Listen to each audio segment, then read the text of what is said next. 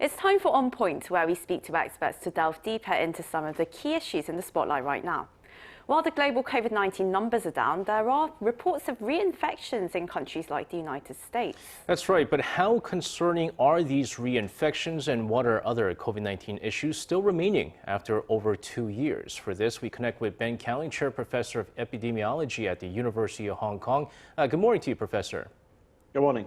So first and foremost, we want to kind of talk about this reinfection cases that's been currently reported in countries like the United States. So how severe are the reinfection cases, and is this something that we all need to watch out for now? Well, this is why COVID is not going to disappear from the world, because people can get infected again and again. It doesn't tend to be with the same subvariant. For those of you who've had BA.2, it's very unlikely that you could get BA.2 again, but of course you could get something else. You could get BA.4, BA.5, or whatever comes after that. Reinfections tend to be milder, so there's not so much to be worried about. But of course, from time to time, there can be severe reinfections. So from a public health point of view, I think the government's going to keep a close eye on the level of infections in the community. But as time goes on, COVID is likely to appear to be milder and milder because reinfections on average tend to be milder. And Professor, well, based on observations from the United States and Europe, the BA.4 and BA.5 variants could lead to resurgence in other regions come summer. Well, how's the Omicron variant situation looking globally? Yeah, BA.4 and BA.5 are probably the next ones to come through. But in South Africa, they just had a BA.4, BA.5 wave, and it was very small. It was actually nothing much to worry about. They've had a lot of infections in the past, of course. So I'm not sure that BA.4, BA.5 will have a lot of public health impact, but it will be the next variant that dominates an epidemic. We'll have to wait and see what comes after that and whether that might pose more of a threat. But I don't think there's too much to be worried about with BA.4 and BA.5. Certainly good news on that front. But Professor, there was also the news of a newly updated version of Moderna's COVID-19 vaccine, which apparently produced an 8-fold increase in antibody levels against these Omicron variant. Now, could this be another game changer where we would just require a once-a-year booster to be protected from the virus?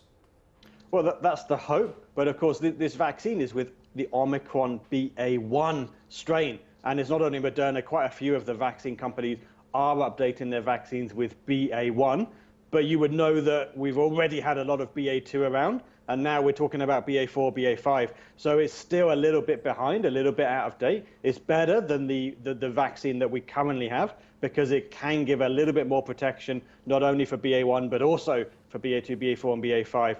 But still, I think we'd like the vaccine companies to stay closer to the present, to stay more up to date, because in theory, particularly for the mRNA vaccines, they should be able to update those very quickly. It's just a matter of changing the recipe in the machine and then start producing again. And it could be just a few months before the large numbers of a new recipe are available. So let's see what happens. But hopefully we're moving in the future to a time when vaccines can be kept up to date more easily. Well, South Korea's removed mandatory quarantine for unvaccinated travellers coming to the country. And, well, do you think this raises concerns over the spread of new variants? And do you think rapid antigen tests are effective enough to detect these new variants? Well, of course, if you drop the quarantine for arriving travellers, then a new variant like BA.4, BA.5 could get into Korea more quickly than it would have otherwise done. But being realistic, I think it would have been very difficult to keep those variants out in the long term. So quarantine would have bought time, maybe a few weeks, without those new variants in the community, but it wouldn't have ultimately prevented them from coming in. And there's enormous economic costs to retaining the quarantine measures and so on. So I don't think the rapid test would be enough. And actually, I don't think there's any need to ask travellers to test before departure or after arrival, or to have specific conditions on travellers. I think it's just a fact that travel measures are not able to keep new variants out of the community in the long term. So I don't see the rationale for travel-related measures anymore. Well, health authorities here in the country, I mean, they're deciding whether or not they're going to be easing more measures, for example, like lifting the self-quarantine measures for all the infected patients. What would you say is the key barometer for, I guess, lifting fully all these measures like the indoor mask mandates and even what I mentioned earlier, the self-quarantine for the patients? I think your Department of Health will be looking most carefully at the hospitalization rates and the level of pressure on hospitals. As long as that stays at a manageable level, I don't think we'll see too many public health measures.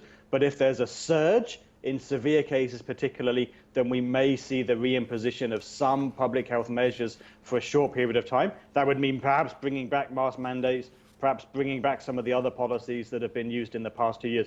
But I wouldn't see those policies just coming back for long periods of time, maybe just for 2-3 weeks to try and suppress a peak if there's a worry about hospital capacity in the future. But I don't think that will be a worry in the short term, because you've got so much immunity in your population from high vaccine coverage, even with 3 doses, and also from all the infections that have occurred in the past, particularly in the past 3 months.